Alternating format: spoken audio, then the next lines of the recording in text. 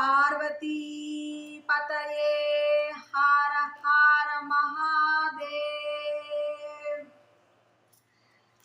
అమర్నాథ్ నుంచి ప్రసాదం అయితే వచ్చింది. చూడండి మంచుగడ్డతో శివయ్య ఎంత చక్కగా ఉన్నారో.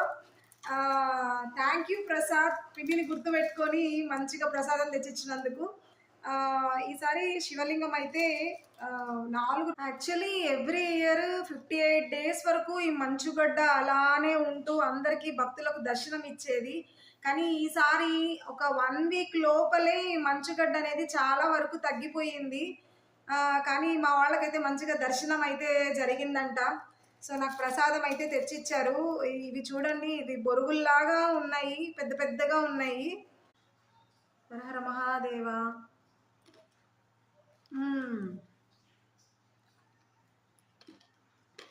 ఇది స్వీట్, ఈ కలర్ది కూడా స్వీట్.